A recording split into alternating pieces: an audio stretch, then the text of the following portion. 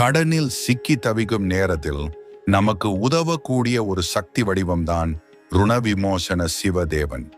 ருணம் என்பது கடன், விமோசனம் என்பது விடுதலை.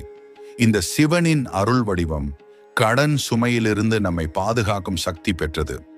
திருச்சிறையில் உள்ள ருண விமோசன சிவதேவன் கோவில் பக்தர்களிடையே பிரசித்தி பெற்றதாக கூறப்படுகிறது. இந்த வடிவத்தில் சிவதேவன் மிகுந்த கருணையுடன் காட்சி தருகிறார். நம்மை கடனின் தொல்லையிலிருந்து விடுவிக்க ருண விமோசன மந்திரத்தை பக்தியுடன் ஜெபிக்க வேண்டும். ஓம் நமோ பகவதே சிவதேவாய ருண விமோசனாய ஸ்வாஹா. இதனை தினமும் காலை அல்லது மாலை நேரத்தில் 11 முறை அல்லது 21 முறை ஜெபிக்கலாம். சிவன் போற்றி என்ற வாக்கியத்தையும் சேர்த்து பாடினால் பலன் மேலும் அதிகரிக்கும். நம்பிக்கையுடன் ஜெபிப்பது மிகவும் முக்கியம். ஒரு கிராமத்து பெண் இந்த மந்திரத்தை 21 நாட்கள் ஜெபித்ததன் பிறகு தன்னுடைய கடனை முழுமையாக அடைத்ததாக பக்தர்கள் பகிர்ந்துள்ளனர். நாமும் அந்த நம்பிக்கையுடன் சிவதேவனை வணங்கினால் நிச்சயமாக கடன் சுமை தீரும்.